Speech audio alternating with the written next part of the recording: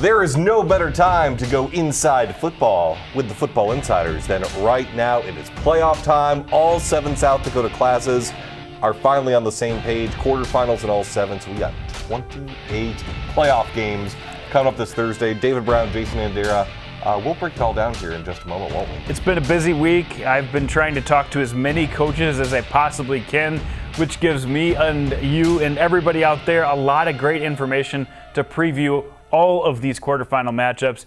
And Dave and I got a little surprise for you. We're going to make picks on who we think are going to win as we go head to head. And believe it or not, we do not agree on everything. We agree on a lot of things, but not everything. That's right. But before we get going, coaches have a lot of things to say this week. We'll start in 11 AAA, and let's just hear from some of these AAA coaches after their season finale wins last Thursday. Just going forward, it's a whole new season. And, the regular season's done here with this last game, and so now we got to move on to the playoffs, and everybody's 0-0, and we got to, keep that mindset, and we got to keep moving on half. Just got to continue to limit our mistakes. There were times when we stopped ourselves on drives, mental errors, whatever it might be. Going in the playoffs, we got to clean that up if we want to have a chance to make a run. Yeah, it's, our fans are incredible. They're waiting at the gate at 4:30, or if we're on the road, our student section beats us to the home, whatever our road game is. There's nothing like it. We're very blessed here. We added some stands to the visitor side so we can pack some more in over there, and it's going to be a huge thing come playoff time. Now, if we can obviously win first round is first, and in front of our fans, we'll have a little bit more success, I hope. It's going to be good on Thursday. Let's start, of course, in 11 AAA. Here are your matchups. It is Lincoln versus Stevens in the 1-8. Lincoln topped Rapid City Stevens 65-6 back in September. It was a 55-6 game at halftime. And again, no offense to the Rapid City Stevens Raiders, but Sioux Falls Lincoln is clearly on a mission this season. And I think the Patriots are going to be more than ready for this one. Yeah, I think we agree. Both picked Lincoln in this one. I think we're going to be looking forward to previewing more Lincoln games here in the future. Yes. So we'll have plenty of other episodes to talk about them. Yeah, Lincoln has only turned it over 3 times this season. Their offense is a juggernaut. They've scored 55 in each of their last 5 games, at least 55 points. They're rolling right now. I mean, Schaefer went for over 300 yards last week in basically a half a play. So, yeah, they should be in cruise control. Yep, we both picked Lincoln in that one. The 4-5 matchup, Brandon Valley hosting Sioux Falls Jefferson. We had that game on our air earlier this year on Midco Sports at Howard Wood, and Brandon Valley took control from the get-go and won that game 34-6, only a late touchdown for Sioux Falls Jefferson. We had talked about how the Jefferson offense was trying to kind of find its identity. Meanwhile, Brandon Valley, after starting 0-2, they definitely found their identity, and it was on the ground. And they've been doing it all year with different backs. I mean, now it's been Scott who's taken over and had back-to-back 100-yard games, but they have big plays through the air as well, and that's one thing you can't forget with this team. I know the weather's not going to be totally conducive to throwing the ball, but they've got 2 big play guys on the outside who can come up at any time in any part of the field and make a big play. Yeah, Landy DeLady, Devion Bonwell-Whitty, and then, of course, as you mentioned, the deep running back group. And the fact that this is in Brandon, I kind of thought about Jefferson, just if they can get Heiberger and Sexer going on both sides of the ball. I just think the Lynx are the better team right now. I do, too. I think Brandon Valley, with the home field advantage, it does mean a lot. Remember, Thomas Heiberger didn't play last time. Edward Whiting didn't play last time. Yep. Ethan Swenson was just coming off an ankle injury. They're going to be improved. I think this is going to be a closer game, but Brandon Valley is going to have a little bit too much. Yeah, I agree. Brandon Valley is my pick for this one as well. The 2-7 matchup, Washington and Harrisburg. I mentioned it on Varsity Sports Live last week. This was a 3-point game in the regular season. Now, to be fair, Washington scored late, so it was a double-digit game throughout the second half. I just think when you look at the disparity, the Washington offense just has not clicked this season. Harrisburg, meanwhile, that was a big win over O'Gorman last week in the regular season finale. Not only did it give them the 2 seed, but it guaranteed them, if they win, they guaranteed them another home playoff game, and that can do a lot to your psyche. Well, we heard Brandon White at the top of the show talk about how much that home field advantage means, especially in Harrisburg, and I think it's going to be a different story this time. Yeah, it was a 3-point game last time. Washington will put up a fight, But this Harrisburg team looks so much different now that Josiah Hines is running the ball for them.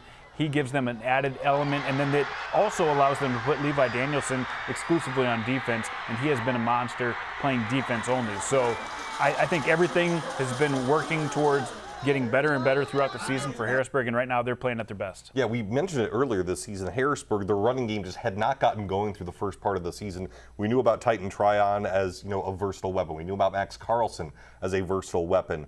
Now that they have Hines as a running back to complement things, I think this Harrisburg offense is in much better shape. 9.5 yards per carry for Hines. He busted one off each of the last 2 weeks. Yeah, he's definitely a threat. So Harrisburg?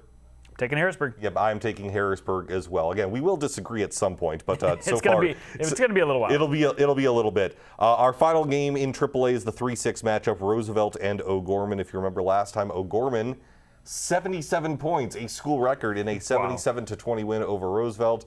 Keep in mind at that time, as we mentioned all year, Roosevelt did not have its full complement of players. The Rough Riders have played better recently, but you have to imagine O'Gorman a little peeved at how the regular season ended. Yeah, you know what? They came out and they fought really hard.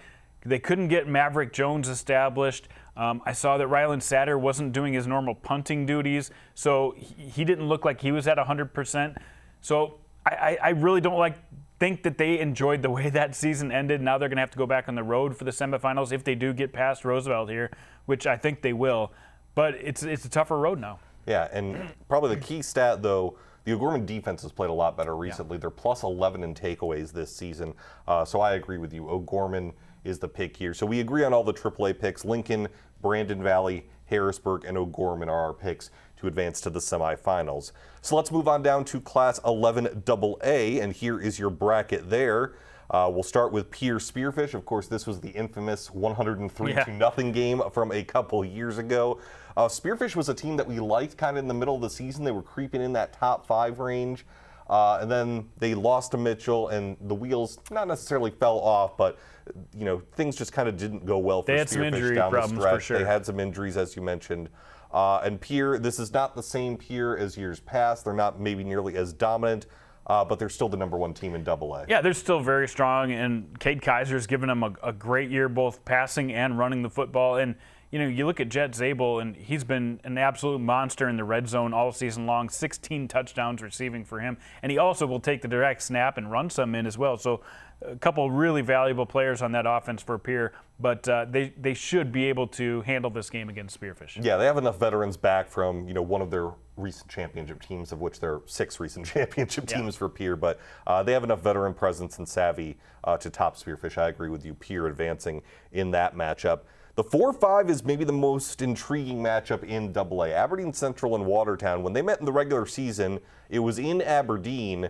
16-14, the Arrows escaped. Central missed a field goal late. This game's in Watertown now, but I think this is going to be the closest game of the weekend. Everybody's talking about Juven Hudson. Juven Hudson, what a great running back. Well, Avery Ligon has done almost as good a job at running back for Aberdeen Central. 2 great backs going at it. Defensively, Aberdeen did as well as anybody this year at stopping the Watertown offense. When we talked to John Hodorf earlier in the week, he said it's going to come down to turnovers, and we have to be great on first down. And I agree with that big offensive line you have. You got to get big chunk plays on first down and just own that clock. And if Watertown can do that, they're at home this time. I think they eke by with a win. Yeah, when you look at Watertown and how they've played throughout the season, they've played the good teams well enough. Yeah. Oddly enough, I think the Aberdeen Central regular season game was maybe their most anomaly of a game this season. It was kind of one of those games where the offense wasn't really clicking on all cylinders, and they still found a way. But I agree with you. I think this game is going to be close, but Watertown being at home, I think will make the difference. So I'm picking the Arrows as well in that one.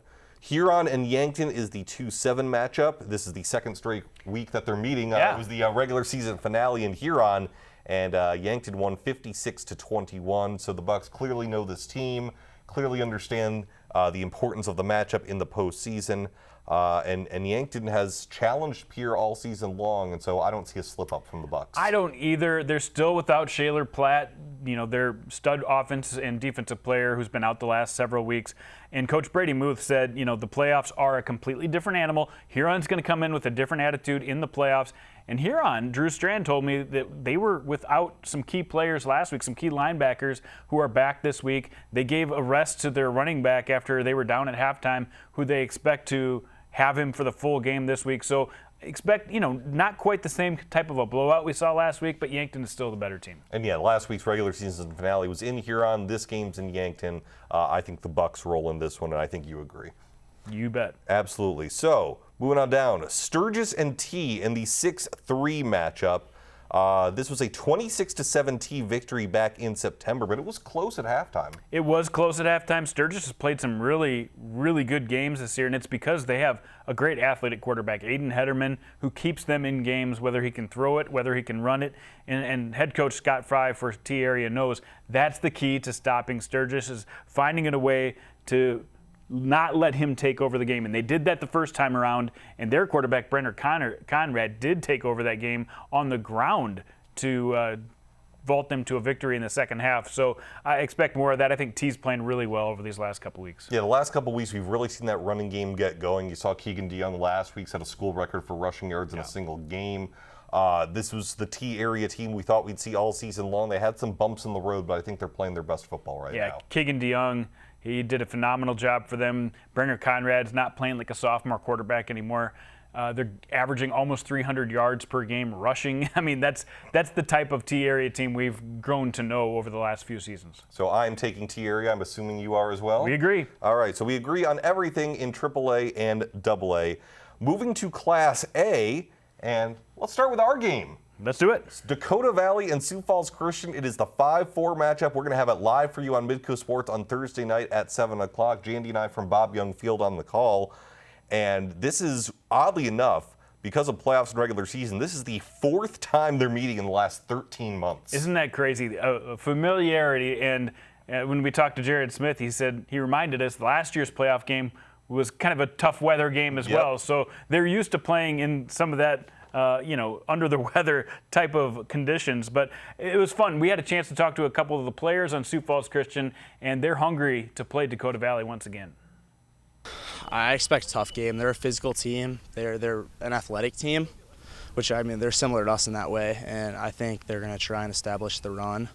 I think we got to watch out for Boonstra and Trey Peel. They're going to be key players for us to watch this week. I'm excited about that. A home playoff game is always nice, and it's always nice to have a home game regardless of whether it's playoffs. But home field advantage, just being here, you don't have to ride on the bus, you don't have to get tired, you get through that same routine that you've had all week, and so I think that'll help us a lot. So Sioux Falls Christian defeated Dakota Valley in the regular season and playoffs last season.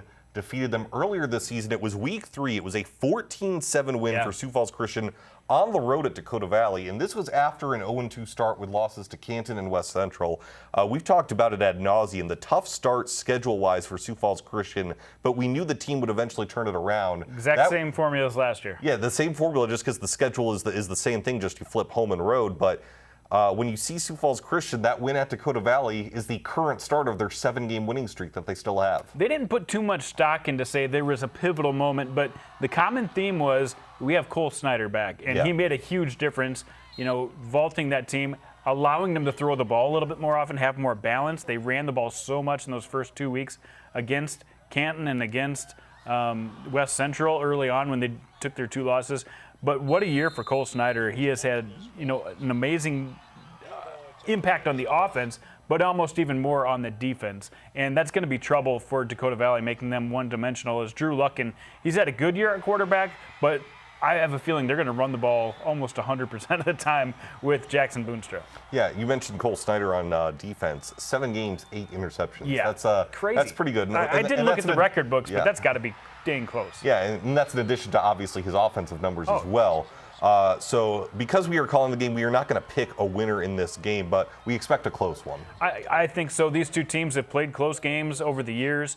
Earlier in the year, if that's any indication, we're in for a really good one here at the 4-5 matchup in 11A. Yep, remember, it is Dakota Valley, the 5 seed, against Sioux Falls Christian, the 4 seed. Same 5-4 matchup as it was last season. And we will have it live for you 7 p.m. on Thursday on Midco Sports. As for the rest of 11A, the 8-1 matchup is Madison and Del Rapids. Madison is a team that's come on strong toward the end of the season. They finished 3-6. Del Rapids, though, they've been kind of an unstoppable machine here. I'll tell you what, ever since that Hot Springs game, they have gone to a whole nother level, and they're just so hard to stop. And everybody knows they're going to run the football. And Mason Stupius knows that they're keying on him, and he's still able to power through. Last week, gained 270 yards rushing. So the key for Madison is try to match them physically up front. That's going to be hard to do. They played back in the very opening game of the season. It almost feels like a whole year ago for both of these teams. But Madison coming in with 3 straight wins. I know the competition hasn't been the same, but they've got to be feeling better now. Even though their starting quarterback, Ben Brooks, has not been able to play the last couple of weeks, they've been able to get a little bit more rhythm on offense. Yeah, but speaking of offense, the Del Rapids offense is averaging more than 44 points a game. You mentioned that the running game with Stubbe and Rusink, and we've joked about it all year. Jack Henry, future Division I quarterback, has thrown 55 passes this season in 9 games. So he's averaging maybe a little more than 6 attempts per game. They don't need him, but when they do need him, he comes through for them. He comes through, and he throws such a great ball. 7 touchdowns in those games. So, even though he's throwing 6 passes a game, once every 6 passes, he's getting it into the end zone. We admire how Madison has come back from an 0-6 start. I just think they're going up against a buzzsaw in Del Rapids, and so I'm picking the Warriors. Del Rapids big time in this one. All right, moving on down. Chamberlain and West Central. And Chamberlain's a team that kind of was up and down all season long. They end up being the 7 seed to West Central's 2 seed. We know about West Central and how they like to run the ball. Caden Alfson has been pretty decent.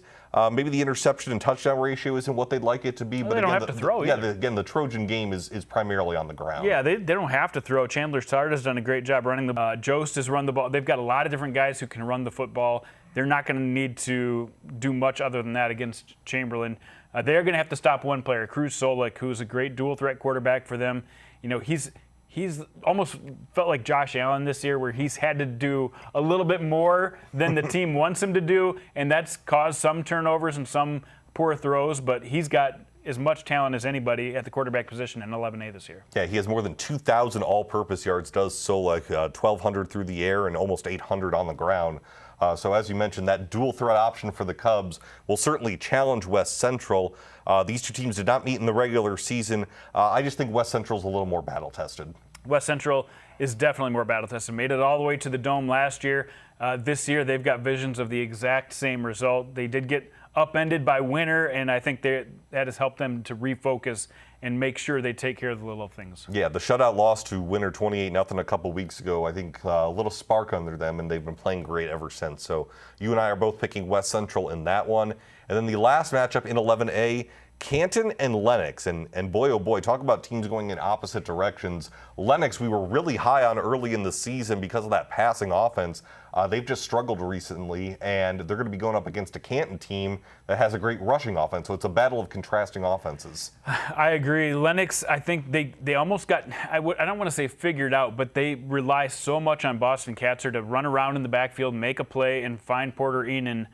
That worked for a while, but at this point, the offensive line has got to step up and give him more time to make plays to other players so they're not just trying to bail the team out coming up and down the field.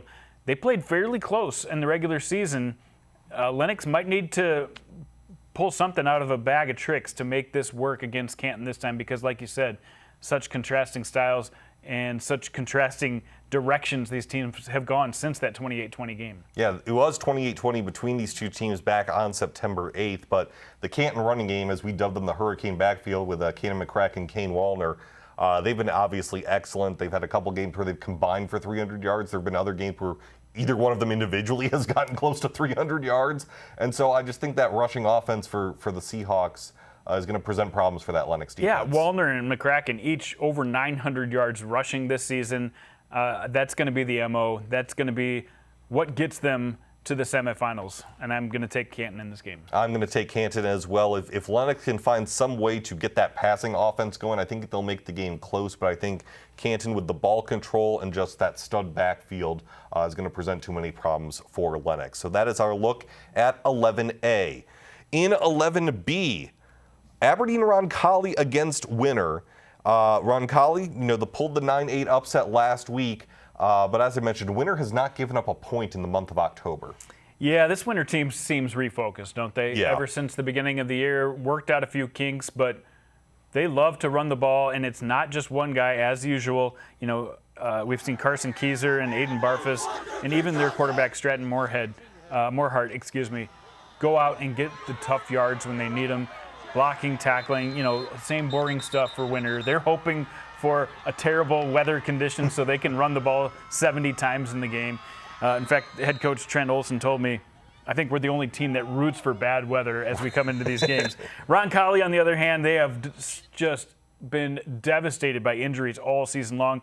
They've had to move their best player, who was at receiver, Aiden Fisher, from receiver to quarterback. He's now kind of getting comfortable back there, but they're without their top running back from the year, their top nose guard, their starting quarterback and leading tackler on defense to start the year. It's just been a rough year for Roncalli, and winter might just be a little bit too much for them. Yeah, Roncalli has been a team typically in the past that has been able to pull some upsets and then has been able to maybe surprise some teams.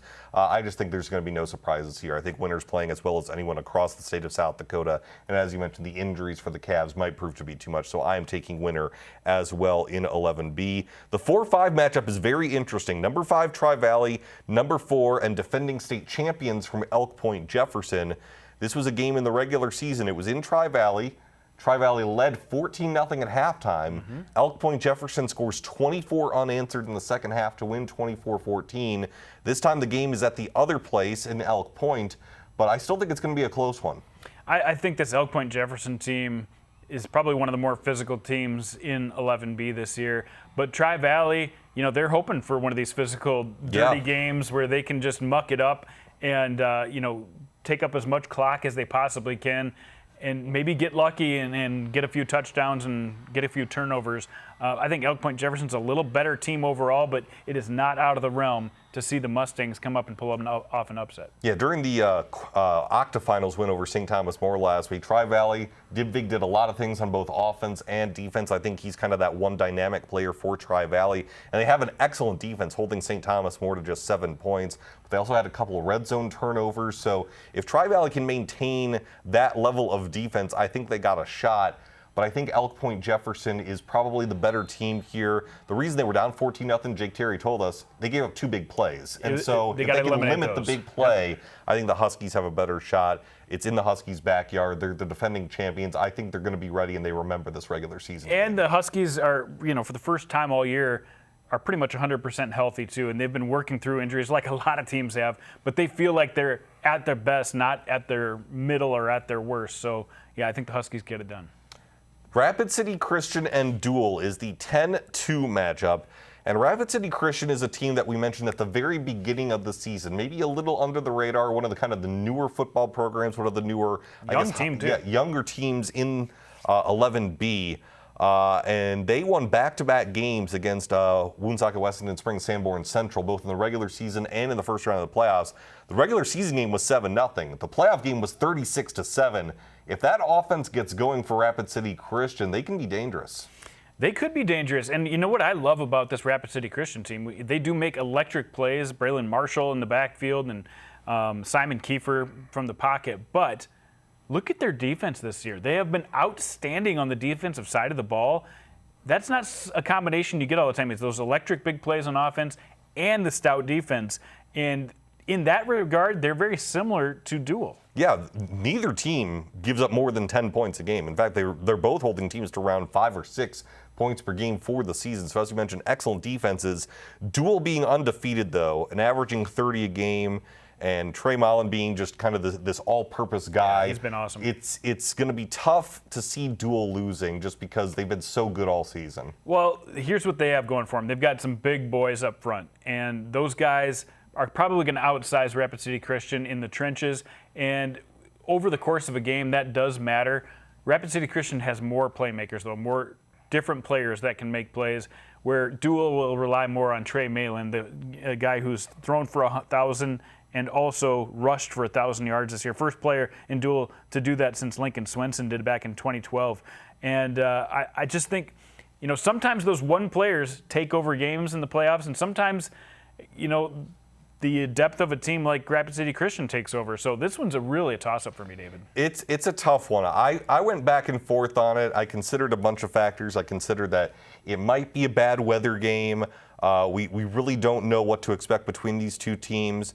But just for fun, I'm going to take Rapid City Christian. I'm thinking that their momentum right now, I know Dual's undefeated, and this is no disrespect. I just think the momentum of Rapid City Christian is at such a high right now. I think they're going to come in motivated and hungry, and if Kiefer can connect on some early passes despite the weather, I think that will give them a huge edge. I agree. If they create some balance, they're also going to have to stop the run for Dual, and that's going to be the hard part for me. I think in the end, the big boys up front for Dual will end up getting it done, and Trey Mayland, as long as he's healthy, he's going to find a way to carry them to victory. So give me Dual. We finally disagree. I'm taking Rapid City Christian, and you're taking Dual in the 10-2 matchup in 11B. And then this is the big one that we mentioned a while ago. Hot Springs and Sioux Valley. Now, again, the seeding is based on points, but in the media poll, these two teams were 2 and 3 respectively for a majority of the season. So you're thinking, oh, this might be a great semifinal matchup. Nope, it's a quarterfinal matchup. Yep. It's in Sioux Valley. But remember, as we've said, Hot Springs is the team that gave Del Rapids the clear consensus #1 in the class above them. They're the team that gave Del Rapids its toughest test this season. That's something you can't overlook. I think both of these teams are so incredibly tough. And when I asked each coach, Dan Hughes and Ben Kramer, about having to face one of the really good teams in the class in the quarters, they both downplayed it, and they didn't make a big deal out of it. They're basically like I thought they would. Play whoever's in front of you and just keep playing. And this game's going to be so fun. There's so many great playmakers in this game as well. Cameron Macheski has been unbelievable this year. 1,437 yards rushing, 23 touchdowns on the air. And on the other side, Bowden Schiller has been better than advertised. Not only passing the ball, has not thrown an interception through the air, but has also been the team leader on the ground. So fantastic players, fantastic coaching staffs. This is going to be one of the best games, regardless of class, throughout the playoffs on Thursday night. But I think the key thing is what you mentioned, lack of turnovers for Sioux Valley. They've done a great job taking care of the ball. I was tempted to go with Hot Springs here. I'm going to go with Sioux Valley just because I think the combination of Schiller and Rose and the fact that they don't turn the ball over, it's going to be tough for Hot Springs to keep up if they don't force us some turnovers. You could easily make that case. The case I'm going to make is, again, the offensive line. I think Hot Springs has a better offensive line. They're going to be able to control the clock in this game and find a way to get it done with Cameron Macheski. In the end, I think Hot Springs gets the road win on this one in a really tough game. So we disagree on 2 straight. I got Rapid City Christian, you got Dual, you got Hot Springs, and I got Sioux Valley at West the River, East River, East River, West River, East River. So we're not biased on either side. Exactly. We're examining the whole state of South Dakota. So we'll see what happens with the 11B semifinals and see who's right. It could be both of us. We may split that 1-1. We never know. Wouldn't be shocked. Moving to 9-man, 9AA, and this is the matchup that I'm really looking forward to. Hanson and Parkston. Parkston, obviously, #1, undefeated. But man, oh man, Hanson has played them the best over the past couple of years. Hanson is super dangerous. Obviously, Brock Tuttle, he is an absolute beast running the ball up and down the field. Somebody that almost nobody's been able to stop this year. And that's a huge, huge point in favor of the Beavers. But Parkston has gone pretty much all season long without giving up a touchdown. Haven't given up a touchdown since they played Hanson 8 weeks ago. This is a Parkston defense that is, not just great, but historically great for how well they've played on the defensive side of the ball. Yeah, consider the fact that they, because they haven't given up points in a long time, they are averaging giving up 2 points a game this season. But again, regular season, Parkston won 16-6. And then the regular season game last year, Hanson won it 8-6, and they got it on just a weird 2-point conversion at the end of a half, and both teams were shut out in the second half. This is going to be a close game. This is going to be a tight game. Parkston has been so good all season, but I just think that of all the quarterfinal matchups, if they could pick any other opponent, even the top seeds, I think they'd pick anyone else but Hanson. Hanson gives them problems. I agree, and I talked to other coaches in 9AA, and almost everybody agrees, again, this does not feel fair to be a quarterfinal matchup because these are literally 2 of the best teams in the class. Parkston, of course, undefeated, has a great offense, averaging more than 40 a game.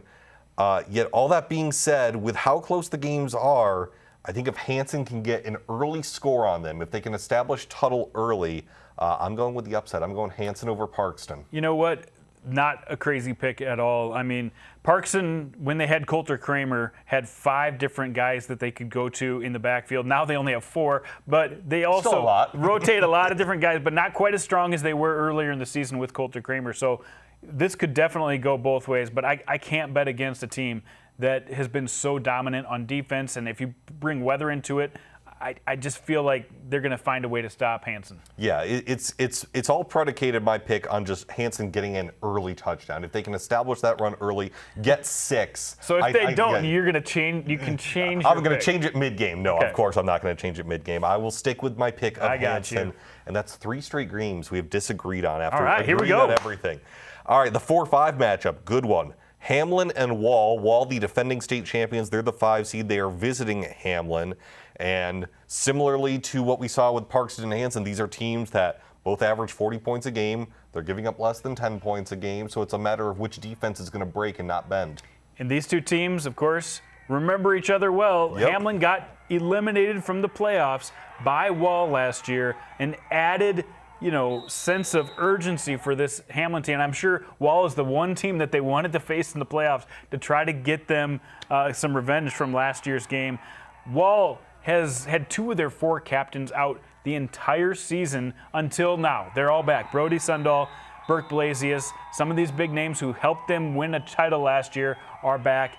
And a very dangerous thing to do is have a phone call with Lex Heathershaw, because he's like the most optimistic coach I have talked to, and he's got me so pumped up. I'm going to pick Wall in this one to get the road victory on Hamlin. I might just be buying into a pepped-up Lex Heathershaw. I don't know. He's certainly optimistic, as you mentioned. I just look at Hamlin's leaders on this team. You look at Stevenson. You look at Trowbridge. You just look at how much Stormo gave him problems last year. Yeah, and Stormo gave him problems, as you mentioned, and just the amount of offense that they can put up. And then you just look on the other side, and Jackson Wadsworth has just been awesome for them on defense. I think Hamlin has revenge in their mind. I think Wall, even though they have some of their captains back, isn't quite as good as the championship team last year, so I'm going to take Hamlin. Yeah, I don't think so either. Luke Frazier, the other player that we've been waiting for to come back for Hamlin all season, did make an appearance last week. He wasn't featured, but he was on the field, so we'll see maybe if they try to feature Luke Frazier a little bit more and more as the playoffs evolve. But as of right now, just a note to be aware of. 4 straight disagreements. Look at that. Yeah, let's go. 4 straight. All right, Freeman and Platt. Freeman at Marion Freeman Academy, FMFA, if you will. Thank you.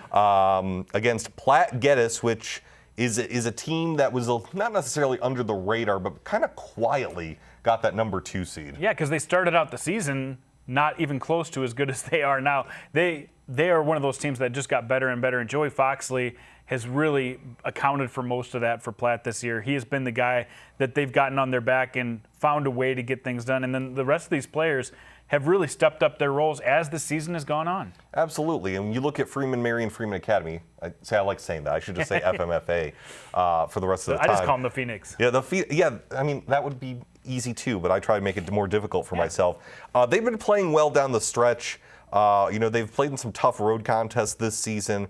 I just think without their starting quarterback, it's going to be a tough sled. Yeah, Riley Cheddar has been awesome this year. He, of course, went down as they played Avon and was lost with the ACL injury for the rest of the year. And they've gotten some good play from Carter Weber, who's come in and really, he turned the ball over a couple times the first few weeks and has really been more stable in the last few weeks. He had the game-winning go-ahead touchdown, which ended up being the game-winning touchdown last week against Stanley County.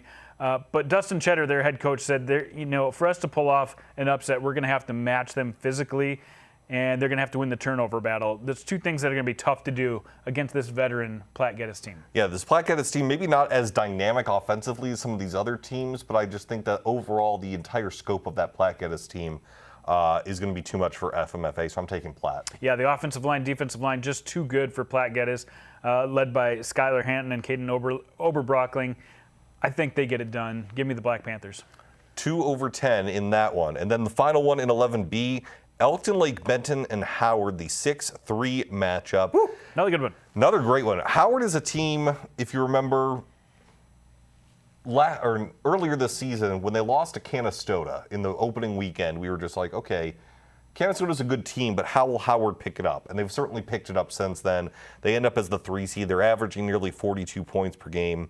And Taden Hoyer has been who we've expected Taden Hoyer to be. Yeah, Taden Hoyer has been the one constant this year. They added, 3 or 4 transfers, and so early in the year, I think it took them a while to get in rhythm and to get the chemistry built up. But now, those guys, Jackson Remmers and Tate Miller and all those guys playing much better. Carson Feldhaus and Luke Kepsel. They've just been playing much better together. So I think Howard is definitely an improved team from over what they were at the beginning of the year. They've been good with their ball control and their security all season, so that bodes well for them. I just think going up against this Elkton Lake Benton team, they might be one of the more underrated teams in 9AA. I saw them, the way they played last week against DeSmet really sold me that this team is more physical than I thought they were, and they're getting better as the year goes on too. Yeah, you look at Colt Beck, obviously, he can do it all. You look at some of their other offensive leaders. Carson Griffith is great both on offense and defense for Elkton Lake Benton, but I'm going to take Howard in this one. I just think that Howard's playing well right now. I think they've rebounded from some of their early season struggles. And if you remember, Howard moving up to 9AA last season, they kind of had a great regular season, then were surprised in the playoffs. I think they're going to be more prepared for the playoffs this time around. Yeah, they're definitely a solid team. I just think Elkton Lake Benton will pull off the upset here on the road as they wear them down in the second half. Now, that sounds funny, wearing down a Howard team, because Howard is always a physical team too. But I just think they have more skill overall. Give me the Elkton Lake Benton Elks to get back to the semifinals again. Elks over the Tigers. So that's our look at 9AA. 9A, Castlewood and Warner is the 9-1 matchup. This will be a rematch of the regular season, and Warner won handily, 67-16 over Castlewood. I don't think it will be that by that margin again, but Warner has also not given up a point in more than a month. Yeah, they're doing pretty well. They're doing all right. 3 straight shutouts for Warner. They had the toughest schedule of anybody in 9-man football over that late September, early October period. So, yeah, there's not much to say in this one other than I think Warner puts up another big performance. Yeah, I agree as well. Warner over Castlewood. 12 versus 4, Gregory, the defending state champions. They struggled this season. They were 4-4 in the regular season, but they pulled the 12-5 upset last week in a big way over Hardin County Bison. They went up to the northwest corner of the state and made a statement. That showed me something. They really came out and played very well after sustaining several obstacles this year with injuries. The week to week, these guys have had to move around and they've had to ask young players to step up and do some things. It's been a real challenge, but they feel like they're in rhythm now over these last couple of weeks, and they're more like the team that came in as the #1 team in 9A this year. I really think they're past the difficult schedule and the injuries. They're a team to watch out for in 9A for sure, and Ryland Peck is one of the best players in the class, and it's time for him to step up. Yeah, you don't want to underestimate the heart of a champion in Gregory, especially being a 12 seed, winning on the road, having guys like Ryland Peck who were part of that championship team last season. I just don't think this matchup is as good for them this week against Canastota. Canastota has so many different playmakers. They've kind of struggled a little bit in the last month of the season. I just think with the elements and the different types of playmakers that Canastota has, I'm going to take Canastota in this one. They do. They share the ball. Both the Scott brothers and Ty Delbler have done a great job. It's not all about Tage Ortman, which is good for Canastota. But I think Gregory is a different animal at this point in the season. Canastota coming off a couple losses in the last month. I think Gregory gets it done. Another road team. I keep going road teams here. This is probably going to bite me, but I'm going to take the Gorillas. I would not be surprised if Gregory pulls it off again, just because, again, they have those veteran kids back from that championship team last season. But as I mentioned, I just think Canastota and their assortment of playmakers might be a little bit too much. I do think it's going to be a close game, however, between Gregory and Canastota. Dubrook and Alcester Hudson. Alcester Hudson being undefeated, probably one of the more surprising elements of this season in totality. The Dubrook offense has been great at times.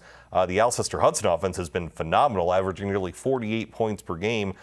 Even with bad weather, I expect both these teams to execute on offense. Yeah, I think both these teams have the tools to pull this game off. I think Dubrook's played a tougher schedule this year than Alcester Hudson, but anytime Alcester Hudson's had a good opponent, they've taken care of business. Like, they beat Avon with no problem. So not really much negative to talk about on either side of these teams. I just have to say, Dubrook, the seniors on this team, after their freshman year, Dubrook had lost 17 games in a row. Ooh. And then their sophomore year, they got a little better. And through those last 4 years, they have improved so much. And I love what Nathan Lamb has done with this program. And Dubrook has really taken some steps up. And Jace Vomaka is one of the reasons I really like this Dubrook team. But I just think Alcester Hudson's answered every call this year. They've got several different players as well, and they're out one of their starters from the beginning of the year. Tommy Walt was leading their team in rushing, and they lost him for the year, and they've been able to replace him and not skip a beat. And that's the reason I'm going to pick Alcester Hudson in this game, is because the offense kept rolling even without one of their best players. And I think just the totality of their offense against Dubrook's offense, I think they can find different ways to do things. Even if the passing game isn't necessarily working, obviously Alcester Hudson has a ton of players who can do it on the ground. Dubrook, again, they have a good offense. I just think it's not necessarily limited, right, quote unquote. I just think that Alcester Hudson is more playmakers. Yeah, I agree. I'm going with the Cubs. All right, Alcester Hudson over Dubrook, and then Chester and Phillip. Chester pulled the first round upset. They're the 11th seed against Phillip, another undefeated team, another team that's kind of been a little bit under the radar. But again, both these teams, when you look at them, the Phillip offense, yeah, they're pretty good if you average 50 points a game. Averaging 50 points a game, giving up 4.7 points per game. And Leighton Turkleton has been dynamic running the football for them this year. If he gets going in this game, Chester has no answer for that. And their quarterback, Lane Kuchenbecker, has also had a phenomenal year. So they've been machine on offense. They showed it with the win over Wall, a quality win. They haven't had a lot of quality games since then. So they're going to have to be ready for Chester, who comes in here with a lot of tough players. But I think Phillip's a little better. Yeah, you know, all the credit to the Chester Flyers for pulling that first round upset last weekend. I just think that if Phillip's offense does, anything, if they score 20, 30 points, even in a game like this, the Chester defense just does not have enough to keep up with this Phillip offense. I think the contrast in terms of defenses, Chester, can they compete in kind of a track beat style game? I don't know if they can, so I'm going to take Phillip as well. I'm with you. All right, moving on down. From there to 11B. Last class, number 1 Avon against the defending state champions, number 8 Hitchcock Tulare. This was a close game in the regular season. Yeah, Avon was up 26 early. Looked like they had it under control, and Hitchcock Tulare actually took the lead late in the fourth quarter. This was over a month ago in the middle of September, but it ended up having to be a go-ahead touchdown at the end of the game for Avon to get this done. Now, since then, Hitchcock Tulare has had a couple clunkers. They've struggled. But Avon has seemed like they're playing better. Avon's running back, Isaiah Meyer, he's been over 100 yards the last 6 straight games. He's been over 200 yards 3 of those games. So I think he's a guy who makes a huge difference in this game. But, Hitchcock Tulare has their own playmakers, and Eric Salmon is one of those guys who can carry a team as well. When you look at their season stats, and again, some of it is skewed because Hitchcock Tulare had a couple of shutout losses, but they both average around the same offensively and defensively. It's a fairly even matchup on paper. I just think that Hitchcock Tulare has had not necessarily a lot of clunkers that will affect them. I just think they're inconsistent, and Avon has been a lot more consistent. And it's because they've had to plug in a lot of young players throughout the year. Their top-end players are as good as Avon's top-end players. The depth, I think, goes a little bit to Avon, but that's always an issue in 9B, right? You're always going to need to come up with players who can not be the weak link on defense. And I think both these teams have players that are weak links on defense, so wouldn't surprise me what happens in this game, to be honest. I think Isaiah Meyer is the difference in this game, though, and Avon gets it done. Yeah, I'm going to pick Avon as well, the Pirates over the Patriots. Moving on down. Biggest upset of the weekend was Gayville-Vollen, just their 3rd win of the entire season last week. But they are going up against a DeSmet team that, for most of the season, was consistently the number 2 or number 3 team in the media polls. You just look at the numbers.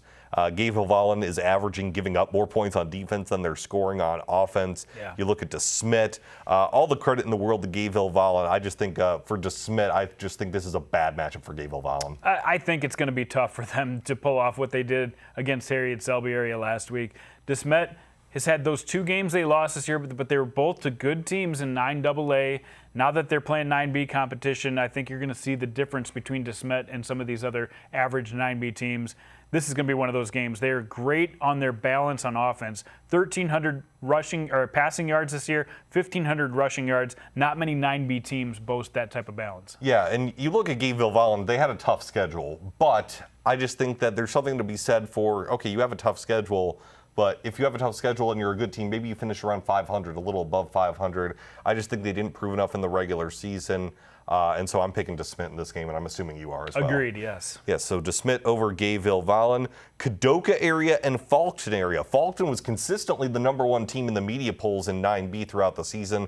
They're the #2 seed in the playoffs, and they face a 10 seed. Kadoka pulled an upset last week.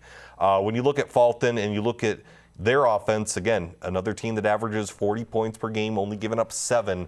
I just think the compare and contrast with Kadoka is pretty stark. Yeah, it is. This Faulkton team has been so good. Lane Cotton, one of the best dual threat quarterbacks that you're going to find in 9B. Garrett Kramer's had an awesome year running the ball. We knew he would. But defensively, that's what surprised me with Faulkton. They've been so good on the defensive side of the ball. That's where Kadoka area is going to have their problems. They've been moving the ball. They've played a tough schedule too. They don't play very many 9B schools on their regular season schedule. So some people were surprised Kadoka area even made it to this round. I'm not. But I think the ride ends here as the Trojans are just too good. Yeah, I think Faulkton wins as well, and I just think it's just a matter of that trench warfare in terms of who can get the run going on offense and who can stop the run on defense, and I just simply think Faulkton is better in both areas. Totally agree. Last game in 9B. Potter County, another upset team, 11 seed, going up against Corsica Stickney. These teams did not meet in the regular season. Just the stat that pops out to me, though, is that despite getting to this round, Potter County giving up nearly 40 points a game. Yeah, Potter County, obviously, they've been up and down, too. They've played some really good games this year, and they've played some real stinkers this year. But they've got some really good players who can run the football, and one of those guys is Riker Falkhagen, and he's had a few games this year where he's just taken over, and I think that's going to be a problem in this game for Corsica Stickney because Potter County has those individual players who can do it. Corsica Stickney, on the other hand, they had Waylon Bull coming into the year as one of the top players in the state. He has been injured the last few weeks. They're not 100% right now. This feels like one of those games that could go either way. It does. I just think that Corsica Stickney down the stretch especially has really proven itself because they were kind of outside the top 5 media-wise to start the season. They slowly worked their way back up. And as you mentioned, Potter County, they've been through a lot. I just think that, again, the matchup is what's bothersome to me for Potter County. I just think Corsica Stickney has a better overall team. Yeah, I think in the end, I'm going to take the Jaguars here too, but don't be shocked if this is close or maybe Potter County has a lead at some point in this game. So there you go. All 7 classes, all 4 games in each class have been picked by us. Well, except for the Dakota Valley and Sioux Falls Christian game. Yes. Again, we will abstain from that one since we were calling it on Thursday for Midco Sports. But of the 27 games we picked, we had 5 disagreements. Honestly, a little more than I thought we'd have. Yeah, I think next week's going to be even more interesting. I think the games that the way the seedings shake out, there's some really good potential matchups coming up next week. I cannot wait. It's always my favorite week of the year is previewing semifinal football. We will get to that next week on Football Insiders. Again, we got Dakota Valley and Sioux Falls Christian Thursday at 7 p.m. And then Friday, we will have Varsity Sports Live after the North Dakota High School football playoff. So we'll both be there. You're back this week. Back. Jody Norstead will be back this week, of course, as well. And then we will preview the semifinals next week right here on Football Insiders.